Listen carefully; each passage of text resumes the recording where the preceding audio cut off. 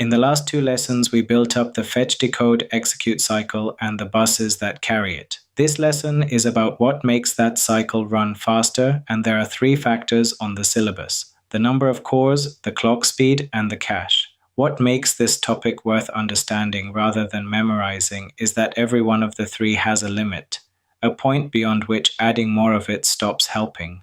And exam questions in this area are very often about the limit rather than the factor. Anyone can write that more cores are faster. The marks are in knowing when they are not. A core is a complete processing unit, effectively a whole CPU with its own control unit, ALU, and registers. A dual-core processor has two of them on one chip.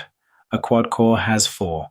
And what that buys you is genuine parallel processing, multiple instructions being executed at the exact same moment, rather than one processor switching rapidly between tasks and only appearing to do several at once. That is why multitasking improves. You can game while streaming or compile code while a video renders, and each core takes a share of the work. But here is the limit, and it is the most commonly examined point in this lesson. Doubling the number of cores does not double the speed. Software has to be written to divide its work across cores, and a great deal of software is single-threaded, meaning it can only use one. Run a single-threaded program on an 8-core processor, and one core does all the work while the other 7 sit completely idle. So a faster answer to a scenario question is not automatically more cores. It depends entirely on whether the software can use them. Clock speed is the number of fetch, decode, execute cycles a CPU can perform per second, measured in hertz. Most modern processors run between 3 and 5 GHz, and a 3 GHz CPU is performing 3 billion of those cycles every second. Connect that back to the previous lesson, and it becomes concrete. That is 3 billion times a second that an address goes out on the address bus, an instruction comes back on the data bus, gets decoded, and gets executed. Higher clock speed means instructions are executed faster, straightforwardly. And the limit here is physical rather than logical. High clock speeds generate heat.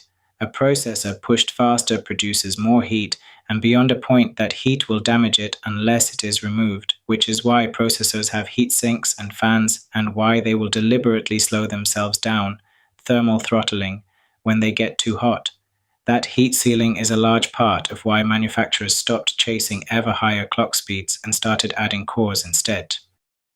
Cache is a small amount of very high-speed memory located inside the CPU chip itself. It holds frequently used data and instructions so that the CPU does not have to wait for the much slower RAM. And to see why that matters, think about the mismatch. The CPU can execute an instruction in a fraction of a nanosecond, but fetching from RAM takes it far longer, long enough that the processor would spend most of its time simply waiting.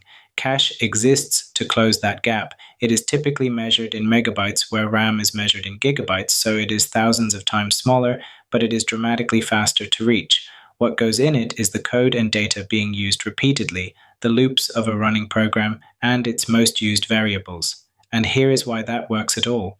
Programs overwhelmingly reuse the same small set of instructions and data over and over, so a small cache catches a large proportion of all accesses.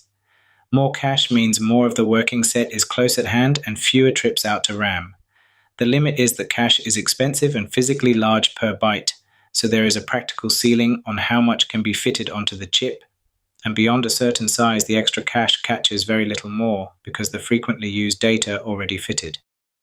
Which brings us to a distinction the exam expects you to make cleanly between three storage areas that all sound similar. Registers are inside the CPU, hold a few bytes each, a single value apiece, and are the fastest storage in the machine. Their purpose is holding the data for the instruction being executed right now. Cache is also inside the CPU chip, holds a few megabytes, is extremely fast, though not quite as fast as a register, and its purpose is holding frequently used data, so RAM does not have to be consulted. RAM is out on the motherboard, holds gigabytes, and although it is fast in absolute terms, it is slow from the CPU's point of view. Its purpose is holding the programs currently open. Notice the pattern down that table. As you move away from the processor, capacity goes up and speed goes down every time. That trade-off is not a coincidence. Fast storage is expensive and physically bulky per byte, so you can have a lot of it, or you can have it close and quick, but not both. The page gives an analogy for this, and it is a good one, so let me tie it down properly. Think of a kitchen. The cores are the number of chefs working. The clock speed is how fast each chef moves. The cache is the countertop right in front of the chef, holding the ingredients being used constantly, and RAM is the pantry across the kitchen, holding everything else. Now the analogy earns its keep, because every limit we have discussed appears in it naturally. Hiring more chefs only helps if the recipe can be divided between them. One chef cannot be helped by 7 others if the dish is a single sequence of steps, which is the single-threaded problem. A chef moving faster generates more heat and eventually cannot keep it up. And a bigger countertop helps enormously at first, but once everything you reach for regularly is already on it, making it bigger changes nothing. As always, use the analogy to reach the technical answer, and then write the technical answer. Let me show you how these combine, because questions often give you 2 processors and ask which is better for a task. Processor A, 4 cores at 2.5 GHz with 16 megabytes of cache. Processor B, 2 cores at 4 GHz with 4 megabytes of cache. Which is better? The honest answer, and the one that earns marks, is that it depends on the task. For video editing or 3D rendering, work that divides naturally across cores, processor A wins, because all 4 cores can be used, and the large cache holds more of the data being worked on. For an older game or a piece of business software that is single-threaded, processor B wins, because only 1 core will be used, and that core is running at 4 GHz rather than 2.5. The reasoning is what is being marked, not the choice. Say which factor matters for this particular workload and why. 4 things to carry into the exam. 1. Doubling the cores does not double the speed, and you should be able to say why. Software that is single-threaded uses only 1 core while the rest sit idle. 2. Link clock speed to the fetch decode execute cycle explicitly. Clock speed is how many of those cycles run per second, and saying so shows you know what is being counted. 3. Cache is inside the CPU and holds frequently used data to avoid waiting for the slower RAM.